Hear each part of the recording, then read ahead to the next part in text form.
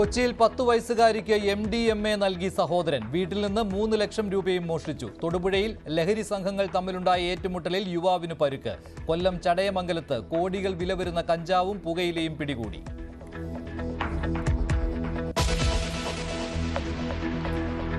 മലപ്പുറം താനൂരിൽ 2 +2 വിദ്യാർത്ഥിനികളെ കാണാനില്ല. Deodhar higher secondary സ്കൂളിലെ ഫാത്തിമയെയും അശ്വതിയെയും കാണാതായത് ഇന്നലെ മുതൽ. യൂണിഫോമിൽ വീട്ടിൽ നിന്ന് പോയ കുട്ടികൾ പരീക്ഷ എഴുതാൻ സ്കൂളിലെത്തിയില്ല.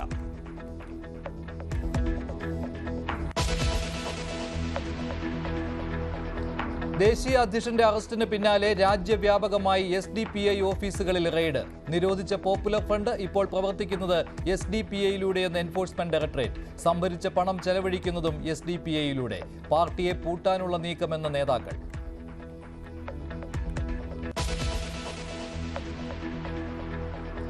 കൊല്ലത്ത് CPM സംസ്ഥാന സമ്മേളനത്തിന് തുടക്കമായി.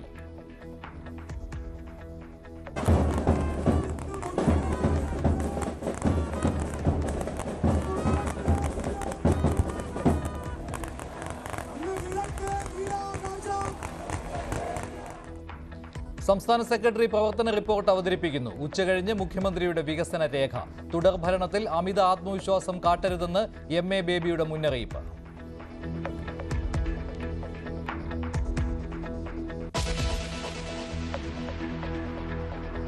ഏറ്റുമാനൂരിൽ 2 പെൺമക്കൾക്കൊപ്പം ആത്മഹത്യ ചെയ്ത ഷൈനിയുടെ ശബ്ദ സന്ദേശം.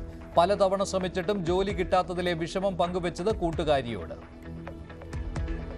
ഇല്ല 17 ഡേറ്റ് ഉണ്ടായിരുന്നു. അതിനും പുള്ളി വന്നില്ല. പുള്ളി ഇപ്പം നാട്ടിൽ വന്നിട്ടുണ്ട്. ആരും വന്നില്ല. ഈ ലെറ്റർ അവർ കൈപ്പറ്റുന്നില്ല. ഇപ്പം 3-4 പ്രാവശ്യമായി. എന്നാ റീസൺ എന്താണെന്ന് എനിക്കറിയത്തില്ല. ഇപ്പം എത്ര നാളായിട്ടും.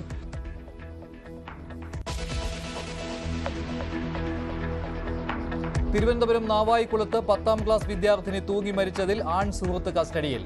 ബൈക്ക് ഷോറൂമിൽ സൂപ്പർവൈസറായ അഭിജിത്ത് കുട്ടിയെ പീഡിപ്പിച്ചെന്ന് പോലീസ്. കോഴിക്കോട് നിയമ വിദ്യാർത്ഥിനിയുടെ ആത്മഹത്യയ്ക്ക് ശേഷം ഒളിവിൽ പോയ സുഹൃത്ത് അൽഫാൻ പിടിയിൽ.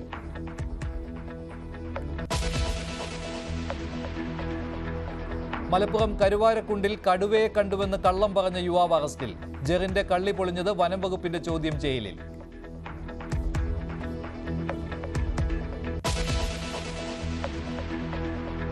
ഹമാസിന് അന്ത്യശാസനവുമായി ട്രംപ്. ബന്ദികളെ വിട്ടയച്ചില്ലെങ്കിൽ ഹമാസിന്റെ അന്ത്യം. മരിച്ചെന്ന് കരുതിയാൽ മതിയെന്നും അമേരിക്കൻ പ്രസിഡന്റ്.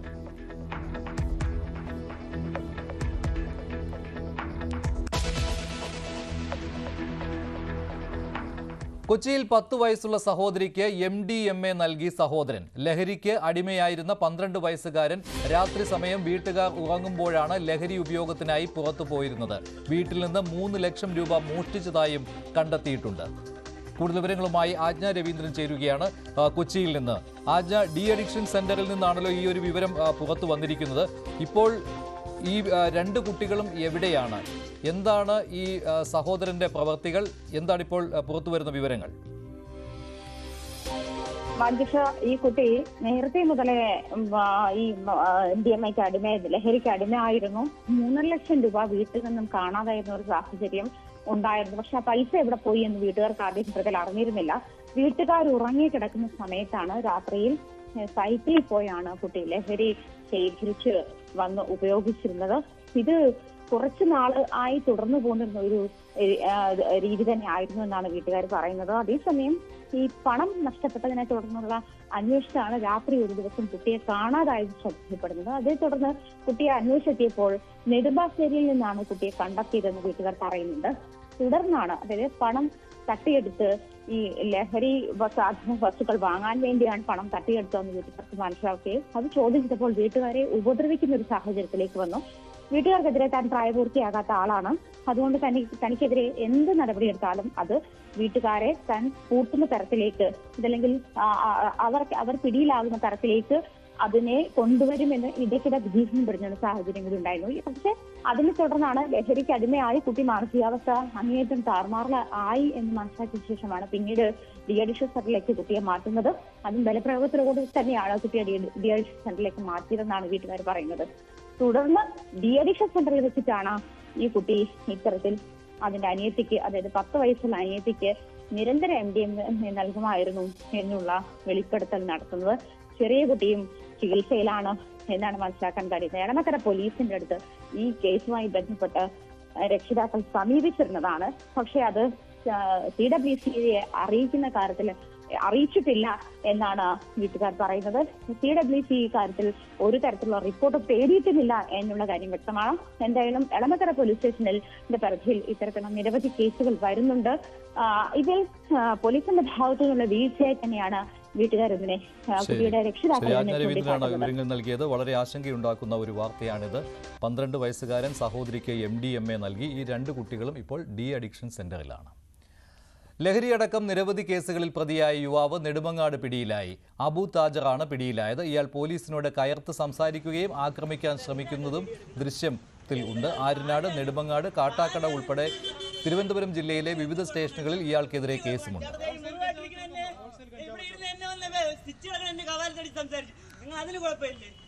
അല്ല കുഴപ്പമുണ്ടായില്ലേ?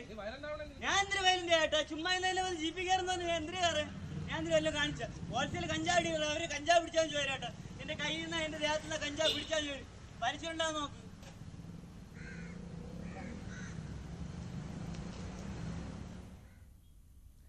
കൊല്ലം ചടയമംഗലത്ത് ലോറിയിൽ കടത്തുകയായിരുന്ന കോടികൾ വില വരുന്ന രാസലഹരി ഉൽപ്പന്നങ്ങൾ പിടികൂടി. വാഹന പരിശോധനയിൽ പോലീസ് കൈകാണിച്ചിട്ട് നിർത്താതെ പോയ ലോറി പിന്തുടർന്ന് പിടികൂടുകയായിരുന്നു. വിൽപ്പനയ്ക്കായി കൊണ്ടുവന്നതായിരുന്നു നിരോധിത പുകയില ഉൽപ്പന്നങ്ങളും കഞ്ചാവും. കഴിഞ്ഞ ദിവസം രാത്രി 10 മണിയോടെയാണ് കൊട്ടാരക്കര ഭാഗത്ത് നിന്ന് വന്ന ടോറസ് ലോറി സംശയം തോന്നി പോലീസ് പിന്തുടർന്നത്. കടയ്ക്കലിൽ വെച്ച് ലോറി തടഞ്ഞു. വാഹനത്തിൽ നിന്നും 100ഓളം ചാക്ക് പുകയില ഉൽപ്പന്നങ്ങളും കഞ്ചാവും കണ്ടെടുത്തു. ഡ്രൈവർ മഞ്ചേരി സ്വദേശി ബഷീർ അറസ്റ്റിലായി. പിടികൂടിയ ഉൽപ്പന്നങ്ങൾക്ക് വിപണിയിൽ 5 കോടിയോളം രൂപ വില വരും. ബാംഗ്ലൂരിൽ നിന്നും തിരുവനന്തപുരത്തേക്ക് കൊണ്ടുപോകുകയായിരുന്ന ലോഡാണ് പിടികൂടിയത്. ജില്ലയിൽ സമീപകാലത്ത് നടന്ന ഏറ്റവും വലിയ ലഹരി വേട്ടയാണിത്. ഡാൻസ് ഓഫ് സംഘമാണ് പരിശോധന നടത്തിയത്. പിടിയിലായ ആളെ ചോദ്യം ചെയ്തു വരുന്നതായും ലഹരിക്കടത്തിൽ പ്രതികളായ കൂടുതൽ പേരെ പിടികൂടേണ്ടതുണ്ടെന്നും പോലീസ് വ്യക്തമാക്കി. ന്യൂസ് 18 കൊട്ടാരക്കര. ഒരു മാധ്യമ പ്രവർത്തക എന്ന നിലയ്ക്ക് ഇപ്പോൾ ഏറ്റവും കൂടുതൽ കൈകാര്യം ചെയ്യേണ്ടി വരുന്നത് ലഹരിയുമായി ബന്ധപ്പെട്ട വാർത്തകളാണ്. കൊച്ചുകുട്ടികൾ മുതൽ യുവാക്കൾ വരെ എല്ലാവരും ഉൾപ്പെട്ടിരിക്കുന്ന ലഹരിയുടെ ഒരു വല. എന്താണ് നമ്മുടെ യുവതലമുറയ്ക്ക് സംഭവിക്കുന്നത് എന്നൊക്കെ എല്ലാവരും ചോദിച്ചു കാണും. പക്ഷേ അവരുടെ പ്രശ്നങ്ങളെ, അത് കുട്ടികൾ മുതൽ യുവാക്കൾ വരെ, അവരുടെ പ്രശ്നങ്ങളെ കേൾക്കുന്നതിന്, മനസ്സിലാക്കുന്നതിന്, ഒരു പരിഹാരം പറയുന്നതിന് മുതിർന്നവരായ നമുക്ക് എത്രമാത്രം കഴിയുന്നുണ്ട്? അവരിൽ ഉണ്ടാകുന്ന ചെറിയ മാറ്റങ്ങൾ നമ്മൾ തിരിച്ചറിയാറുണ്ട്. അവരുടെ ചുറ്റുമുള്ളത് ഒരു മായാലോകമാണ്. സോഷ്യൽ മീഡിയയുടെ, വീഡിയോ ഗെയിമുകളുടെ, സിനിമയുടെ, വാർത്തയുടെ വലിയ വിവരശേഖരത്തിന്റെ ലോകം. ആ ലോകത്തിനകത്ത് കുരുങ്ങിപ്പോകുന്ന കുട്ടികളെ തിരിച്ച് യഥാർത്ഥ ജീവിതത്തിലേക്ക്, മണ്ണിന്റെ മണമുള്ള ജീവിതത്തിലേക്ക് തിരിച്ചു കൊണ്ടുവരാൻ നമുക്കും കഴിയേണ്ടതല്ലേ? അവരെ കേൾക്കാൻ, അവരിൽ ഉണ്ടാകുന്ന മാറ്റങ്ങൾ തിരിച്ചറിയാൻ, അവരുടെ പ്രശ്നങ്ങൾക്ക് പരിഹാരം കാണാൻ നമുക്ക് മാത്രമേ കഴിയൂ. ചേർത്ത് പിടിക്കാം നമ്മുടെ കുട്ടികളെ. ലഹരിയുടെ വലയിൽ കുരുങ്ങാതെ അവരെ കാത്തുരക്ഷിക്കാം.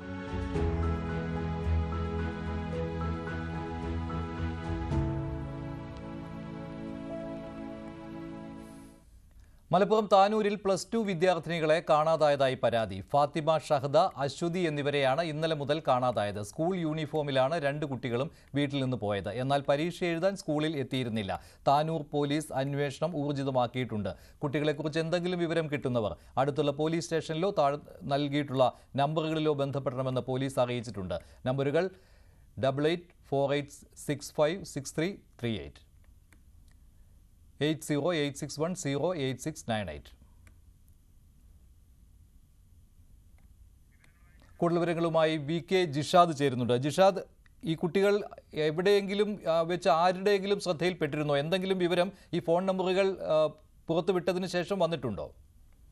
മഞ്ജുഷ്, ഇതുവരെയും ഫാത്തിമ, ഷഹദ, അശ്വതി എന്നിവരെ ഇതുവരെയും കണ്ടെത്താൻ കഴിഞ്ഞിട്ടില്ല. CCTV കേന്ദ്രീകരിച്ചിട്ടാണ് പോലീസ് അന്വേഷണം പുരോഗമിക്കുന്നത്. പിന്നെ കുട്ടികളുടെ ഫോണിലേക്ക് വന്ന നമ്പറുകൾ കേന്ദ്രീകരിച്ചും അന്വേഷണം പുരോഗമിക്കുന്നുണ്ട്. ഇന്നലെയാണ് ഇവരെ കാണാതാകുന്നത്. ഇന്നലെ സ്കൂളിലേക്ക് പോയ ഇരുവരും സ്കൂൾ യൂണിഫോമിലാണ് ഇരുവരും സ്കൂളിലേക്ക് പോയിരുന്നത്. ഇരുവരും പരീക്ഷയ്ക്കും എത്തിയിരുന്നില്ല. ഇതേ തുടർന്ന് ഇന്നലെ വൈകുന്നേരം വീട്ടിലെത്താത്തതിനെ തുടർന്ന് ബന്ധുക്കൾ പോലീസിൽ പരാതി നൽകുകയായിരുന്നു. തുടർന്ന് താനൂർ പോലീസ് അന്വേഷണം ആരംഭിച്ചു.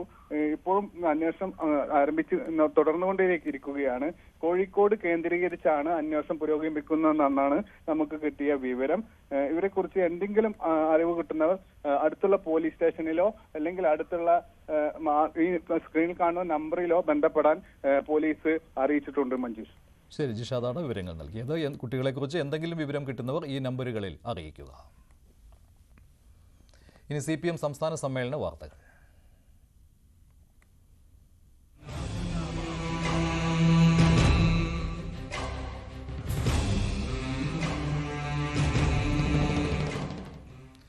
തുടർഭരണത്തിൽ തുടർച്ച ഉറപ്പ് എന്ന് മുഖ്യമന്ത്രി അടക്കമുള്ള നേതാക്കൾ ആത്മവിശ്വാസം പ്രകടിപ്പിക്കുന്നതിനിടെ തിരുത്തുമായി പോളിറ്റ് ബ്യൂറോ അംഗം MA ബേബി. തുടർഭരണം തീരുമാനിക്കേണ്ടത് ജനങ്ങളാണെന്നും ഇപ്പോൾ അത്തരം നിലപാടുമായി മുന്നോട്ട് പോകുന്നത് മൗഢ്യമാണെന്നും MA ബേബി ന്യൂസ് 18നോട് പറഞ്ഞു. ജനങ്ങളിൽ തുടർഭരണം എന്ന ചിന്തയുണ്ടെന്നും ആ ചിന്ത ഉറപ്പിക്കാൻ LDF കുറച്ചുകൂടി പ്രവർത്തനം നടത്തേണ്ടതുണ്ടെന്നും MA ബേബി പറഞ്ഞു. വികസന പ്രവർത്തനങ്ങൾ തുടരാനുള്ള അവസരം ജനങ്ങൾ നൽകുമെന്നായിരുന്നു ദേശാഭിമാനിയിലെ ലേഖനത്തിൽ മുഖ്യമന്ത്രി പിണറായി വിജയൻ പ്രതീക്ഷ പ്രകടിപ്പിച്ചത്. സംസ്ഥാന സമ്മേളനത്തിന്റെ ഫോക്കസ് തന്നെ തുടർഭരണത്തിലേക്കും വികസന ചർച്ചകളിലേക്കും മാറ്റിക്കഴിഞ്ഞു CPM. തുടർഭരണം ഉറപ്പെന്ന ആത്മവിശ്വാസം പാർട്ടി അണികളിൽ സൃഷ്ടിക്കുകയാണ് ലക്ഷ്യം. അപ്പോഴാണ് അങ്ങനെ ഉറപ്പിക്കാൻ വരട്ടെ എന്ന് MA ബേബി പറയുന്നത്. തുടർച്ചയായ മൂന്നാം ടൈം മുന്നണിക്ക് ലഭിക്കുമെന്ന് മന്ത്രിമാരും പാർട്ടി സെക്രട്ടറിയും മുഖ്യമന്ത്രിയും നേതാക്കളുമൊക്കെ ആവർത്തിച്ചു പറയുമ്പോഴാണ് അമിത ആത്മവിശ്വാസത്തിൽ അപകടം MA ബേബി ചൂണ്ടിക്കാട്ടുന്നത്. അടുത്ത തെരഞ്ഞെടുപ്പിൽ ജനങ്ങൾ തീരുമാനിക്കേണ്ടതാണ് തുടർഭരണം വരണം എന്നുള്ള കാര്യം, അതോ വരാൻ പാടില്ല എന്നുള്ള കാര്യം. അപ്പൊ ജനങ്ങൾ തീരുമാനിക്കാൻ പോകുന്ന ഒരു കാര്യത്തെക്കുറിച്ച് ജനങ്ങളെ കൂടി കണക്കിലെടുത്തുകൊണ്ടുള്ള ഒരു അഭിപ്രായമാണ് ഞാൻ പറയുന്നത്. ജനങ്ങൾ അത്തരത്തിൽ ചിന്തിക്കും എന്നാണ് പ്രതീക്ഷിക്കുന്നത്. തുടർഭരണം എന്ന തരത്തിൽ ചിന്തിക്കും. എന്നാൽ ആ ചിന്ത ഉറപ്പിക്കാൻ ഇടതുപക്ഷ ജനാധിപത്യ മുന്നണി ഒരുപാട് പ്രവർത്തനങ്ങൾ നടത്തേണ്ടതുണ്ട്. അത് നടത്താൻ തുടർഭരണം കിട്ടിക്കഴിഞ്ഞു എന്ന് പറഞ്ഞു പോകുന്നത് മൗഢ്യമാണ്. പ്രതിനിധി സമ്മേളനം ആരംഭിക്കുന്നതിന് തൊട്ടു മുമ്പായിരുന്നു ബേബി നിലപാട് വ്യക്തമാക്കിയത്. ജനപിന്തുണയിൽ ഉറച്ച മുന്നേറ്റമെന്ന തലക്കെട്ടിൽ ദേശാഭിമാനി എഴുതിയ ലേഖനത്തിലായിരുന്നു മുഖ്യമന്ത്രി പിണറായി വിജയൻ ഭരണ തുടർച്ചയിൽ ആത്മവിശ്വാസം പ്രകടിപ്പിച്ചത്. വികസന പ്രവർത്തനങ്ങൾ തുടരാനുള്ള അവസരം വീണ്ടും ലഭിക്കും. അക്കാര്യത്തിൽ ഞങ്ങൾക്ക് ഉറച്ച വിശ്വാസമുണ്ടെന്നും മുഖ്യമന്ത്രി പറയുന്നു. പോളിറ്റ് ബ്യൂറോ അംഗം A വിജയരാഘവനും ഇത് ആവർത്തിച്ചു. കേരളത്തിലെ ജനങ്ങൾ ഇടതുപക്ഷ ഗവൺമെന്റിന്റെ തുടർച്ച ഇഷ്ടപ്പെടുന്നുണ്ട്, അവരാഗ്രഹിക്കുന്ന ഒരു കാര്യമാണ്. അതാണ് നമ്മൾ കാണുന്നത്. അപ്പോൾ സ്വാഭാവികമായിട്ടും ആ ജനങ്ങളുടെ പ്രതീക്ഷയോളം വളരാനുള്ള പരിശ്രമം നടത്താനുള്ള ഉത്തരവാദിത്വം പാർട്ടിക്കും ഗവൺമെന്റിനും ഉണ്ട്. വി അരുൺ, ന്യൂസ് 18 കൊല്ലം. സംസ്ഥാന കമ്മിറ്റിയിൽ തുടരുമോ എന്ന ചോദ്യത്തിന് വ്യക്തത വരുത്താതെ EP ജയരാജൻ. അപ്രസക്തമായ കാര്യമെന്നായിരുന്നു EPയുടെ പ്രതികരണം. പിണറായിക്ക് മാത്രം ഇളവ് നൽകുമോ എന്ന ചോദ്യത്തിനും EP മറുപടി നൽകിയില്ല. കമ്മിറ്റി തുടരുമോ എന്നുള്ളത് അതിന് പ്രസക്തി ഇല്ലാത്തതാണ്. കേരളത്തിൽ വലിയ പ്രസക്തി ഉണ്ടെന്നോ അല്ലെങ്കിൽ എത്ര ചർച്ച വരുന്നത്? ഒരു പ്രസക്തി ഉണ്ടാവില്ല. അത് നിങ്ങൾ പത്രക്കാരുണ്ടാക്കുന്നതല്ലേ. നിങ്ങൾക്കൊരു ദിവസത്തേക്ക് ഒരു ഇര വേണം. ആ ഇരയെ പിടിക്കാൻ നിങ്ങളിങ്ങനെ നടക്കുകയാണ്. CPM സംസ്ഥാന സമ്മേളനത്തിൽ പ്രവർത്തന റിപ്പോർട്ട് സംസ്ഥാന സെക്രട്ടറി MV ഗോവിന്ദൻ അവതരിപ്പിക്കുകയാണ്. റിപ്പോർട്ടിന്മേലുള്ള ചർച്ച നാളെയാണ്. നവകേരളത്തിനുള്ള പുതുവഴികൾ എന്ന വികസന രേഖ പിണറായി വിജയൻ ഇന്ന് അവതരിപ്പിക്കും. കൊല്ലത്തെ സമ്മേളന നഗരിയിൽ AK ബാലൻ പതാക ഉയർത്തി. പ്രതിനിധി സമ്മേളനം polit bureau coordinator Prakash Karat ഉദ്ഘാടനം ചെയ്തു. കൂടുതൽ വിവരങ്ങളുമായി VV അരുൺ ചേരുകയാണ് കൊല്ലത്തെ CPM സംസ്ഥാന സമ്മേളന നഗരിയിൽ നിന്ന്. അരുൺ, എന്തായാലും കൂടുതലും ചർച്ചകൾ, പുറത്തുള്ള ചർച്ചകൾ, പ്രത്യേകിച്ച് തുടർഭരണം, അതിൽ തുടർച്ച എന്ന രീതിയിലേക്ക് പോവുകയാണല്ലോ. പക്ഷേ സമ്മേളനത്തിൽ മുഴുവനായിട്ടും ഇക്കാര്യമായിരിക്കും പ്രതിഫലിക്കുക എന്ന് കരുതേണ്ടതുണ്ടോ?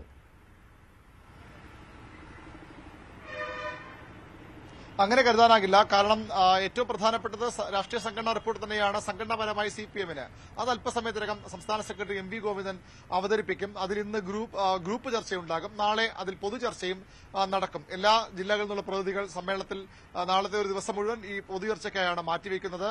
ഇന്ന് ഉച്ചയ്ക്ക് ശേഷം സംസ്ഥാന സെക്രട്ടറി MV ഗോവിന്ദൻ റിപ്പോർട്ട് അവതരിപ്പിച്ച ശേഷം മുഖ്യമന്ത്രി പിണറായി വിജയൻ നവകേരളത്തിലേക്കുള്ള പുതുവഴികളെന്ന വികസന രേഖ അവതരിപ്പിക്കും. അതാണ് ഇപ്പോൾ ഏറ്റവും അധികം ചർച്ചയായിക്കൊണ്ടിരിക്കുന്ന ഒരു കാര്യം. അടുത്ത 5 വർഷം കേരളം എങ്ങനെ മുന്നോട്ട് പോകണം, അവിടെയാണ് ഈ 5 വർഷം CPM തന്നെ തുടർന്നും ഭരിക്കുമെന്ന് നേതാക്കൾ ഉറപ്പിക്കുന്നത്. ഏറ്റവും ഒടുവിൽ മുഖ്യമന്ത്രി പിണറായി വിജയൻ വരെ ഇന്ന് ആ പ്രതീക്ഷ ദേശാഭിമാനി ലേഖനത്തിൽ പങ്കുവച്ചു കഴിഞ്ഞു. വികസന തുടർച്ച ഉണ്ടാകാൻ ഉള്ള നിലപാട് ജനങ്ങൾ സ്വീകരിക്കുന്ന പ്രതീക്ഷയാണ് അദ്ദേഹം പങ്കുവയ്ക്കുന്നത്. ആ രേഖയിലാകും ചർച്ചകൾ. വലിയ രീതിയിൽ വ്യവസായം നിക്ഷേപം ആകർഷിക്കുന്ന തരത്തിലുള്ള പദ്ധതികളാകും അതിലുണ്ടാകുന്നത്. വിദേശ നിക്ഷേപം ആകർഷിക്കും. വലിയ വ്യവസായ ഭീമന്മാരെ കേരളത്തിലേക്ക് കൊണ്ടുവരും. IT ടൂറിസം മേഖലകളാണ് പ്രധാന പ്രധാന ഫോക്കസായി രേഖയിൽ ചൂണ്ടിക്കാണിക്കുക. മറ്റൊന്ന് വിദ്യാർത്ഥി കുടിയേറ്റം, യുവാക്കളുടെ മൈഗ്രേഷൻ തടയുന്നതിനുള്ള നടപടികൾ, അത് കേരളത്തിൽ തന്നെ അവർക്ക് അതിനുള്ള സൗകര്യം ഒരുക്കാമെന്ന നിർദ്ദേശം ഇതിലുണ്ടാകും. അവിടെയൊക്കെ ഏതെങ്കിലും നയമാറ്റം ഉണ്ടാകുമോ? കഴിഞ്ഞ രേഖയിൽ, എറണാകുളം സമ്മേളനത്തിൽ അവതരിപ്പിച്ച രേഖയിൽ സ്വകാര്യ സർവകലാശാലകളെ സ്വാഗതം ചെയ്തതുപോലെയുള്ള നയമാറ്റം ഉണ്ടാകുമോ എന്ന കാര്യമാണ് അറിയേണ്ടത്. ഏതായാലും ഇന്ന് വൈകിട്ട് മുഖ്യമന്ത്രി ആ രേഖ അവതരിപ്പിക്കും. മറ്റന്നാൾ ആ രേഖയിലും ചർച്ച നടക്കും.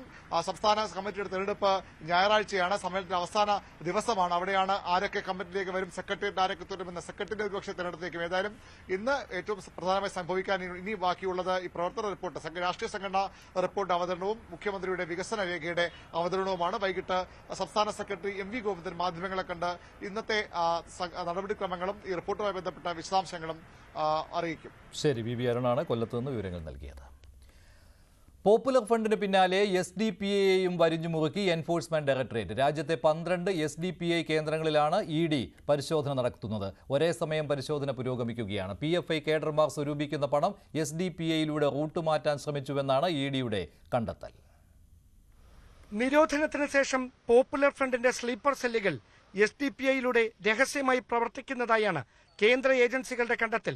കേന്ദ്ര ആഭ്യന്തര മന്ത്രാലയത്തിന് ലഭിച്ച സൂചനകളുടെ അടിസ്ഥാനത്തിലാണ് SDPIയുടെ സാമ്പത്തിക സ്രോതസ്സുകൾ തേടിയുള്ള എൻഫോഴ്സ്മെന്റ് ഡയറക്ടറേറ്റിന്റെ മിന്നൽ നീക്കം. തിരുവനന്തപുരം പാളയത്തെ SDPI സംസ്ഥാന കമ്മിറ്റി ഓഫീസ് ഉൾപ്പെടെ സംസ്ഥാനത്ത് 3 ഇടങ്ങളിലാണ് CRPF ഉദ്യോഗസ്ഥരുടെ അകമ്പടിയോടെ ED പരിശോധന. ഹവാലയടക്കമുള്ള മാർഗങ്ങളിലൂടെ രാജ്യവിരുദ്ധ പ്രവർത്തനങ്ങൾക്ക് സംഘടനയിലേക്ക് പണം എത്തിച്ചതായാണ് കണ്ടെത്തൽ. ഗൾഫ് രാജ്യങ്ങളിൽ നിന്നും റമദാൻ കളക്ഷന്റെ പേരിലും പണം സ്വരൂപിച്ചു. ഹജ്ജ് തീർത്ഥാടന കാലത്ത് ഇന്ത്യക്കാരെ സഹായിക്കാൻ എന്ന പേരിൽ ഫണ്ട് പിരിച്ചു. നിയമസഹായം, കമ്മ്യൂണിറ്റി പിന്തുണ എന്നിവയുടെ പേരിലും ഈ വാലറ്റുകൾ വഴിയും രാജ്യത്തേക്ക് പണമെത്തി.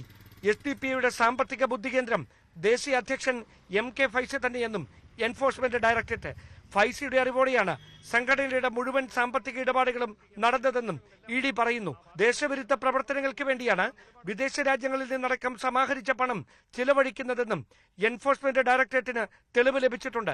കേന്ദ്ര ഏജൻസികളെ ഉപയോഗിച്ചുകൊണ്ടുള്ള SDPIയെ വേട്ടയാടാനുള്ള നീക്കമാണ് മോദി സർക്കാർ നടത്തുന്നതെന്നാണ് സംഘടനാ നേതൃത്വത്തിന്റെ വിശദീകരണം.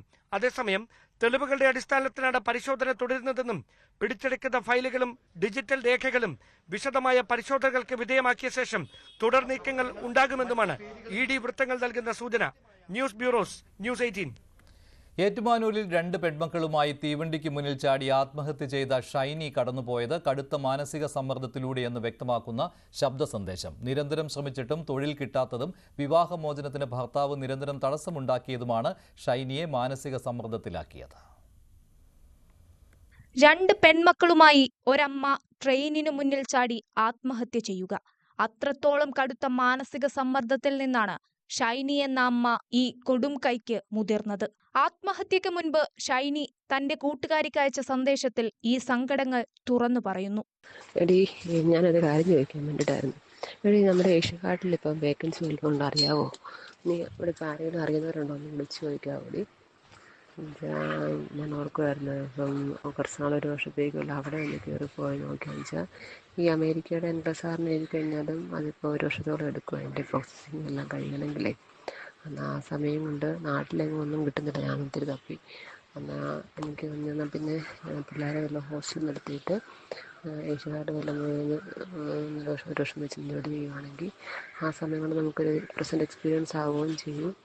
ജീവിക്കാനായി തൊഴിലിനു വേണ്ടി നടത്തിയ ശ്രമങ്ങളൊക്കെയും വിഫലമായി. നാട്ടിൽ തൊഴിൽ ലഭിക്കില്ലെന്ന് ഉറപ്പായപ്പോൾ മക്കളെ ഹോസ്റ്റലിലാക്കി വിദേശ ജോലിക്ക് ശ്രമിച്ചെങ്കിലും അതും നടന്നില്ല. വിവാഹമോചന നടപടിക്ക് എതിരായ ഭർത്താവിന്റെ നിലപാടും ഷൈനിയെ മാനസിക സമ്മർദ്ദത്തിലാക്കിയെന്ന് ശബ്ദ സന്ദേശത്തിൽ വ്യക്തമാക്കുന്നു.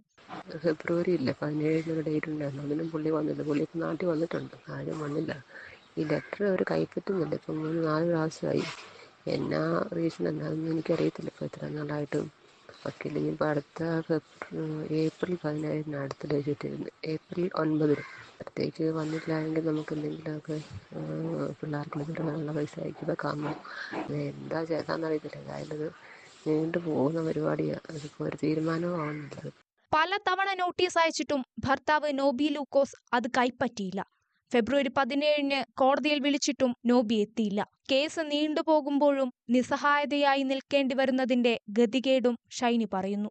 ഷൈനിയുടെ ഭർത്താവ് തൊടുപുഴ ചുങ്കംചേരിയിൽ വലിയ പറമ്പിൽ 44-കാരനായ നോബി ലൂക്കോസിനെ ആത്മഹത്യാ പ്രേരണ കുറ്റം ചുമത്തി അറസ്റ്റ് ചെയ്തു. News 18 Kottayam. Kozhikode government law college വിദ്യാർത്ഥിനി മൗസയുടെ ആത്മഹത്യയിൽ ആൺ സുഹൃത്ത് പിടിയിലായി. കോവൂർ സ്വദേശി അൽഫാനാണ് പിടിയിലായത്. മൗസയുടെ ആത്മഹത്യയ്ക്ക് ശേഷം ഒളിവിലായിരുന്ന അൽഫാനെ വയനാട്ടിൽ വെച്ചാണ് പിടികൂടിയത്. കഴിഞ്ഞ മാസം 24-നാണ് തൃശൂർ പാവറട്ടി സ്വദേശിയായ മൗസയെ താമസ സ്ഥലത്ത് തൂങ്ങി മരിച്ച നിലയിൽ കണ്ടെത്തിയത്. മൃതദേഹത്തിൽ മറ്റു പരിക്കുകൾ ഇല്ലാത്തതിനാൽ ആത്മഹത്യയാണെന്നായിരുന്നു പോലീസിന്റെ പ്രാഥമിക നിഗമനം. മൗസയുടെ മൊബൈൽ ഫോൺ കാണാതായതാണ് സംശയത്തിന് ഇടയാക്കിയത്.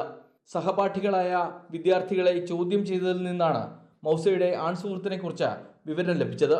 മരണത്തിന് തലേദിവസം ആൺസുഹൃത്തുമായി തർക്കമുണ്ടായെന്നും മൗസയുടെ ഫോൺ ഇയാൾ കൊണ്ടുപോയെന്നും കൂട്ടുകാർ മൊഴി നൽകിയിരുന്നു.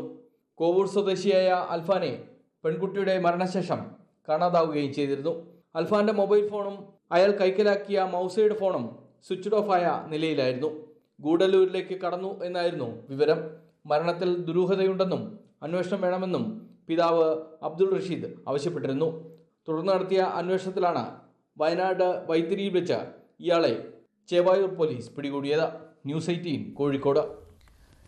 തിരുവനന്തപുരം നാവായിക്കുളത്ത് 10ാം ക്ലാസ് വിദ്യാർത്ഥിനിയുടെ മരണത്തിൽ ആൺസുഹൃത്ത് കസ്റ്റഡിയിലായി. നാവായിക്കുളം സ്വദേശിയാണ് പിടിയിലായത്. പെൺകുട്ടി പീഡനത്തിനിരയായതായി പോലീസ് അറിയിച്ചു. കഴിഞ്ഞ ദിവസമാണ് പെൺകുട്ടിയെ വീട്ടിലെ കിടപ്പുമുറിയിൽ തൂങ്ങി മരിച്ച നിലയിൽ കണ്ടെത്തിയത്. ഏറെ നേരം വാതിൽ തുറക്കാത്തതിനെ തുടർന്ന് വീട്ടുകാർ നോക്കുകയായിരുന്നു. പെൺകുട്ടി പീഡനത്തിന് ഇരയായതായി പോലീസ് പറയുന്നു. പെൺകുട്ടിയുടെ മൊബൈൽ ഫോൺ പരിശോധിച്ചതിൽ നിന്നാണ് യുവാവിനെ കുറിച്ചുള്ള വിവരങ്ങൾ ലഭിച്ചത്. പെൺകുട്ടിയുടെ ആൺസുഹൃത്തും അയൽവാസിയുമായ 29-കാരനാണ് പിടിയിലായത്. ഇയാൾ ആറ്റിങ്ങലിലെ ബൈക്ക് ഷോറൂമിൽ സൂപ്പർവൈസറാണ്. പെൺകുട്ടി അമ്മയ്ക്കും അമ്മൂമ്മയ്ക്കുമൊപ്പമാണ് കഴിഞ്ഞിരുന്നത്. അച്ഛൻ നേരത്തെ മരിച്ചു. സംഭവത്തിൽ വിശദമായ അന്വേഷണം നടത്തുമെന്ന് പോലീസ് അറിയിച്ചു. ന്യൂസ് 18 നാവായിക്കുളം. തിരുവനന്തപുരം വെഞ്ഞാറമൂട് കൂട്ടക്കൊലപാതകത്തിൽ പ്രതി അഫാനെ 3 ദിവസത്തെ പോലീസ് കസ്റ്റഡിയിൽ വിട്ടു. നെടുമങ്ങാട് കോടതിയുടേതാണ് തീരുമാനം. പിതാവിന്റെ ഉമ്മയെ കൊലപ്പെടുത്തിയ കേസിലാണ് കസ്റ്റഡി നൽകിയത്. കൊലപാതകം നടന്ന പാങ്ങോട്ടെ വീട്ടിൽ ഉൾപ്പെടെ തെളിവെടുപ്പ് നടത്തും. കസ്റ്റഡിയിലുള്ള സമയത്ത് തന്നെ അച്ഛന്റെ സഹോദരനെയും സഹോദരന്റെ ഭാര്യയെയും കൊലപ്പെടുത്തിയ കേസിൽ അറസ്റ്റ് രേഖപ്പെടുത്തും. ചോദ്യപേപ്പർ ചോർച്ചയിൽ MS സൊല്യൂഷൻ CEO ഷുഹൈബ് കീഴടങ്ങി. ഹൈക്കോടതി മുൻകൂർ ജാമ്യാപേക്ഷ തള്ളിയതോടെയാണ് കോഴിക്കോട് ക്രൈംബ്രാഞ്ച് ഓഫീസിൽ കീഴടങ്ങിയത്. സജീവ് സി വാര്യറുണ്ട് വിവരങ്ങളുമായി. സജീവ്, ഇയാളെ ഇപ്പോൾ ചോദ്യം ചെയ്തു വരികയാണോ? എന്താണ് കൂടുതൽ വിവരങ്ങൾ? മഞ്ജുഷ്, ഇന്നലെ 4ാം പ്രതിയായ നാസറിനെ അറസ്റ്റ് ചെയ്തതിന് പിന്നാലെ തന്നെയാണ് ഇന്ന് ഹൈക്കോടതി ഇയാളുടെ മുൻകൂർ ജാമ്യാപേക്ഷ പരിഗണിക്കുകയും ജാമ്യം അപേക്ഷ തള്ളുകയും ചെയ്തത്. ഇതേ തുടർന്ന് ഇയാൾ ക്രൈംബ്രാഞ്ച് ഓഫീസിൽ കീഴടങ്ങുകയായിരുന്നു. കേസിലെ 1ാം പ്രതിയാണ് ഷുഹൈബ്. ഷുഹൈബിന്റെ MS സൊല്യൂഷൻസ് എന്ന സ്ഥാപനത്തിന്റെ പേരിലുള്ള യൂട്യൂബ് ചാനലിലാണ് ചോദ്യപേപ്പറുകൾ ചോർത്തി നൽകിയത്. ഇതിനെ തുടർന്ന് ഇയാളുടെ യൂട്യൂബ് ചാനലിന്റെ വരുമാനം വലിയ തോതിൽ വർദ്ധിച്ചു എന്നാണ് കേസ്. ഈ ചോദ്യപേപ്പറുകൾ ഫോട്ടോ എടുത്ത് നൽകിയ താനാണെന്ന് ഇന്നലെ അറസ്റ്റിലായ അബ്ദുൾ നാസർ അറിയിച്ചിരുന്നു, പോലീസിനെ അറിയിച്ചിരുന്നു. ഈ സാഹചര്യത്തിൽ ഇത് 2ാം പ്രതിയായിട്ടുള്ള 2ാം പ്രതിക്ക് കൈമാറുകയും 2ാം പ്രതി വഴി ഷുഹൈബ് ഇത് യൂട്യൂബ് ചാനലിൽ അപ്ലോഡ് ചെയ്യുകയും ആയിരുന്നു. ഈ വിവരങ്ങളുടെ അടിസ്ഥാനത്തിൽ ഹൈക്കോടതിയിൽ ഇന്നലെ ക്രൈംബ്രാഞ്ച് റിപ്പോർട്ട് സമർപ്പിച്ചിരുന്നു. ഇതിന്റെ എല്ലാം അടിസ്ഥാനത്തിലാണ് ഇന്ന് ഇയാളുടെ ജാമ്യം തള്ളുകയും ഇയാൾ ക്രൈംബ്രാഞ്ച് ഓഫീസിൽ കീഴടങ്ങുകയും ചെയ്തത്. ശരി, സജീവ് സിവാരാണ് വിവരങ്ങൾ നൽകിയത്. ആശാ സമരത്തിന് പിന്നിൽ SUCE ആണെന്ന് മന്ത്രി ആർ ബിന്ദു. സിക്കിം ചെറിയ സംസ്ഥാനമാണെന്നും അതുമായി കേരളത്തെ താരതമ്യം ചെയ്യരുതെന്നുമായിരുന്നു ഓണറേറിയം വിഷയത്തിൽ ആർ ബിന്ദുവിന്റെ പ്രതികരണം. മന്ത്രിക്ക് മറുപടിയുമായി Kerala ASHA health workers association രംഗത്ത് വന്നു. സമരം ചെയ്യുന്നത് ആശമാരുടെ അവകാശങ്ങൾ നേടിയെടുക്കാനാണ്. സമരക്കാരുടെ ആവശ്യങ്ങൾ ചർച്ച ചെയ്യുന്നതിന് പകരം മറ്റു കാര്യങ്ങൾ പറഞ്ഞ് ആശമാരെ തളർത്താനുള്ള ശ്രമമാണ് നടക്കുന്നതെന്നും സമരസമിതി പ്രതികരിച്ചു. ആ സമരവുമായി ബന്ധപ്പെട്ട വിഷയങ്ങൾ ഇതിനകം തന്നെ പൊതുസമൂഹത്തിന് ബോധ്യപ്പെട്ടിട്ടുള്ളതാണ്. സൂസി എന്ന് പറയുന്ന സംഘടനയാണ് ഒരു വിഭാഗം ആശാപ്രവർത്തകരെ. പണ്ട് LDFന്റെ ഇടതുമുണ്ട ഭാഗമായിരുന്നില്ലേ ബംഗാളിലൊക്കെ? അല്ല അല്ല നമ്മൾ സമരം തുടങ്ങിയപ്പോൾ തന്നെ ഇതുപോലുള്ള പല ആരോപണങ്ങളും അവർ ഉന്നയിക്കുന്നതാണ്. നമ്മൾ സ്പെസിഫിക് ആയിട്ട് വളരെ ക്ലിയർ ആയിട്ട് പറഞ്ഞു, Kerala ASHA health workers association എന്ന് പറയുന്ന സംഘടനയാണ് സമരം നടത്തുന്നത്. ആ സംഘടന ഇവിടെ ഒരു ട്രേഡ് യൂണിയനുമായിട്ട് അഫിലിയേറ്റ് ചെയ്തിട്ടുള്ള സംഘടനയല്ല, സ്വതന്ത്ര സംഘടനയാണ്. ആ സംഘടനയിൽ എല്ലാ രാഷ്ട്രീയ വിശ്വാസികളും ഉണ്ട്. മലപ്പുറം താനൂരിൽ നിന്ന് കാണാതായ +2 വിദ്യാർത്ഥിനികൾക്കായി കോഴിക്കോട് കേന്ദ്രീകരിച്ച് ഇപ്പോൾ തെരച്ചിൽ നടക്കുകയാണ്. വിദ്യാർത്ഥിനികളിൽ ഒരാളുടെ മൊബൈൽ ഓണായതായി പോലീസ് കണ്ടെത്തിയിരുന്നു. ഇന്നലെയാണ് ഫാത്തിമ ഷഹദ, അശ്വതി എന്നിവരെ കാണാതായത്. VK ജിഷാദ് ചേരുകയാണ് കൂടുതൽ വിവരങ്ങളുമായി. ജിഷാദ്, എന്തെങ്കിലും പുതിയ വിവരം കിട്ടിയതിന്റെ അടിസ്ഥാനത്തിലാണോ ഇപ്പോൾ കോഴിക്കോട് കേന്ദ്രീകരിച്ചുള്ള തെരച്ചിൽ നടക്കുന്നത്? മഞ്ജുഷ്, താനൂർ സ്വദേശി ഫാത്തിമ ഷഹദ, അശ്വതി എന്നിവരെയാണ് ഇന്നലെ വൈകിട്ട് മുതൽ കാണാതായിട്ടുള്ളത്. ഇവരിൽ ഒരാളെ ഫോൺ ഇന്നലെ കോഴിക്കോട് ഓണാതായി പോലീസ് കണ്ടെത്തിയിട്ടുണ്ട്. ഇത് കേന്ദ്രീകരിച്ചാണ് പോലീസ് കോഴിക്കോട് അന്വേഷണം പുരോഗമിക്കുന്നത്. ഇന്നലെയാണ് താനൂർ ദേവദാർ ഹയർ സെക്കൻഡറി സ്കൂളിൽ പഠിക്കുന്ന ഫാത്തിമ ഷഹദയെയും അശ്വതിയെയും യൂണിഫോമിൽ കാണാതാകുന്നത്. ഇരുവരും സ്കൂളിൽ പരീക്ഷയ്ക്ക് എത്തിയിരുന്നില്ല. അതേ തുടർന്ന് പോലീസിൽ നൽകിയ പരാതിയിലാണ് ഇപ്പോൾ അന്വേഷണം പുരോഗമിക്കുന്നത്. മഞ്ജുഷ്. ശരി ജിഷാദാണ് വിവരങ്ങൾ നൽകിയത്. കോഴിക്കോട് കേന്ദ്രീകരിച്ചാണ് ഈ 2 കുട്ടികൾക്കും വേണ്ടിയുള്ള തെരച്ചിൽ ഇപ്പോൾ നടക്കുന്നത്. യൂണിഫോമിലാണ് ഈ കുട്ടികളെ കാണാതായത്. ഇന്നലെയാണ് കാണാതായത്. സ്കൂളിലേക്ക് പോവുകയായിരുന്നു കുട്ടികൾ. വീട്ടിൽ നിന്ന് ഇറങ്ങിയതാണ്, യൂണിഫോമിലാണ് ഇറങ്ങിയത്. പക്ഷേ കാണാനില്ല. 2 ഫോൺ നമ്പറുകൾ നൽകിയിട്ടുണ്ട്. ഈ നമ്പറുകളിൽ ബന്ധപ്പെടുവാനാണ് അറിയിച്ചിട്ടുള്ളത്. ഇവയാണ് ഈ 2 നമ്പറുകൾ. ഒരു കുട്ടിയുടെ മൊബൈൽ ഫോൺ ഓൺ ആയതായി കണ്ടെത്തിയിട്ടുണ്ട്. ഇതുവഴിയാണ് ഇപ്പോൾ കോഴിക്കോട് കേന്ദ്രീകരിച്ചുള്ള അന്വേഷണം നടക്കുന്നത്. മലപ്പുറം കരുവാരക്കുണ്ടിൽ കടുവയെ കണ്ടുവെന്ന് കള്ളപ്രചാരണം നടത്തിയ യുവാവ് അറസ്റ്റിലായി. വനംവകുപ്പിന്റെ പരാതിയിലാണ് കരുവാരക്കുണ്ട് സ്വദേശി ജെറിൻ അറസ്റ്റിലായത്. കള്ളം പറഞ്ഞതാണെന്ന് ജെറിൻ ഇന്നലെ വനംവകുപ്പ് ഉദ്യോഗസ്ഥരോട് സമ്മതിച്ചിരുന്നു. രാത്രി വീട്ടിലേക്ക് പോകും വഴിയരികിൽ കടുവയെ കണ്ടുവെന്നും ദൃശ്യങ്ങൾ പകർത്തിയെന്നുമായിരുന്നു ജെറിൻ മാധ്യമങ്ങളോട് പറഞ്ഞത്.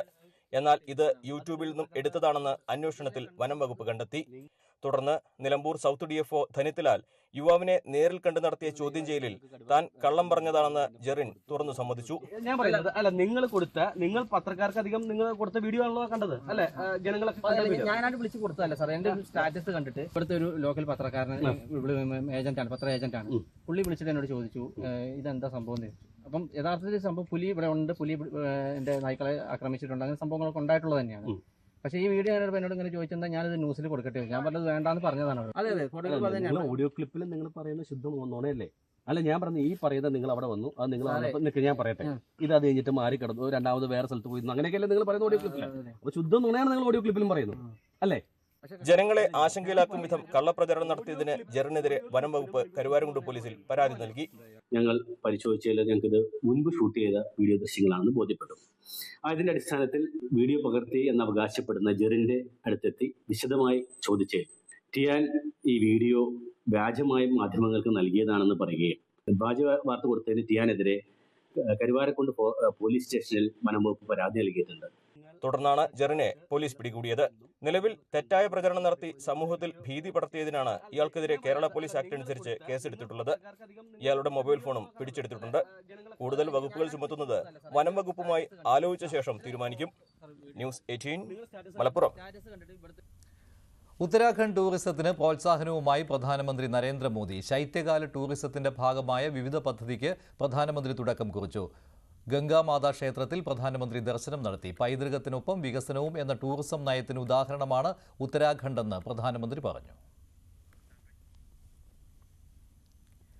ഹമാസിന് അന്ത്യശാസനവുമായി അമേരിക്കൻ പ്രസിഡന്റ് ഡൊണാൾഡ് ട്രംപ്. എല്ലാ ബന്ദികളെയും ഉടൻ വിട്ടയച്ചില്ലെങ്കിൽ അത് ഹമാസിന്റെ അന്ത്യമായിരിക്കുമെന്നാണ് മുന്നറിയിപ്പ്. നയതന്ത്ര ഭാഷ വിട്ട് ഗസയിലെ ജനങ്ങളോട് അനുസരിച്ചില്ലെങ്കിൽ നരകമായിരിക്കും മുന്നിലെന്നും ട്രംപ് ഭീഷണി മുഴക്കി. അമേരിക്കയുടെ പൊതുനയം മാറ്റി ഹമാസുമായി നേരിട്ട് ചർച്ച നടത്താനുള്ള തീരുമാനത്തിനു പിന്നാലെയാണ് അന്ത്യശാസനം.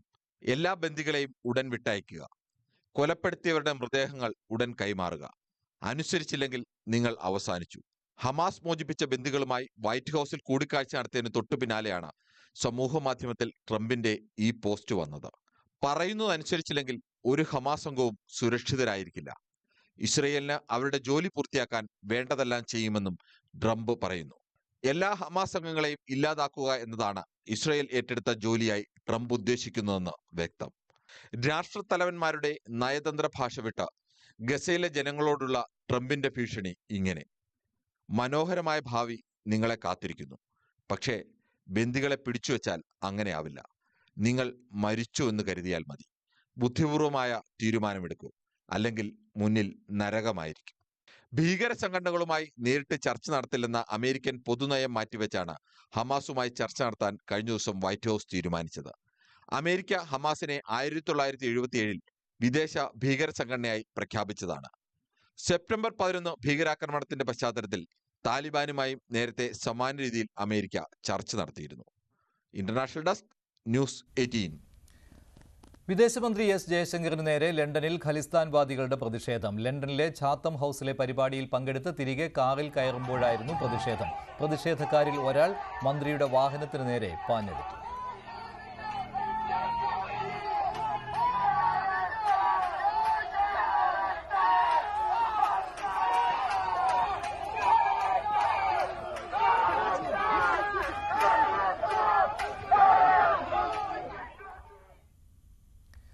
ചാമ്പ്യൻസ് ട്രോഫി ക്രിക്കറ്റിൽ നിന്ന് പുറത്തായതിന് പിന്നാലെ Bangladesh wicket keeper batter Mushfiqur Rahim ഏകദിന ക്രിക്കറ്റിൽ നിന്ന് വിരമിച്ചു. 2006-ൽ സിംബാബ്വേക്കെതിരെ ഏകദിന മത്സരത്തിന് തുടക്കം കുറിച്ച റഹീം തുടർന്നുള്ള 19 വർഷക്കാലം ബംഗ്ലാദേശിന്റെ പ്രധാന പോരാളിയായിരുന്നു. ഓസ്ട്രേലിയൻ നായകൻ സ്റ്റീവ് സ്മിത്തിന് പിന്നാലെ റഹീമിന്റെ വിരമിക്കൽ ഞെട്ടലോടെയാണ് കായിക ലോകം കാണുന്നത്. ചാമ്പ്യൻസ് ട്രോഫിയുടെ ഗ്രൂപ്പ് ഘട്ടത്തിൽ നിന്ന് ബംഗ്ലാദേശ് പുറത്താകുന്നു.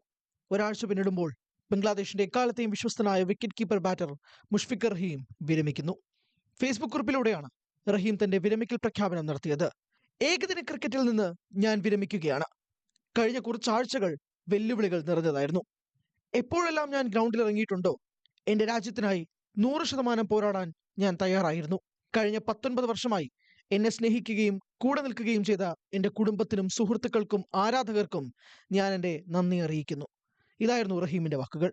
ചാമ്പ്യൻസ് ട്രോഫിയിൽ ബംഗ്ലാദേശിന്റെ പുറത്താക്കലിന് പിന്നാലെ ബംഗ്ലാദേശ് ക്രിക്കറ്റ് ബോർഡ് സീനിയർ താരങ്ങളായ റഹീമിനെതിരെയും മുഹമ്മദുള്ളയ്ക്കുമെതിരെ രംഗത്തെത്തിയിരുന്നു. ക്രിക്കറ്റ് ബോർഡ് തിരിഞ്ഞതിന് പിന്നാലെയാണ് റഹീമിന്റെ വിരമിക്കൽ പ്രഖ്യാപനവും വന്നിരിക്കുന്നത്. ബംഗ്ലാദേശിനായി ഏറ്റവും അധികം ഏകദിന മത്സരങ്ങൾ കളിച്ചെന്ന റെക്കോർഡോടെയാണ് റഹീം ഗ്രൗണ്ട് വിടുന്നത്. 274 ഏകദിന മത്സരങ്ങൾ കളിച്ച റഹീം 36.42 ആവറേജിൽ 7795 റൺസ് നേടി. അതിൽ 9 സെഞ്ചുറികളും കുറിച്ചു. Sports desk, news 18. ഇടവേളയ്ക്ക് ശേഷം സകലമാന കേരളം ആര്യ ചേരും.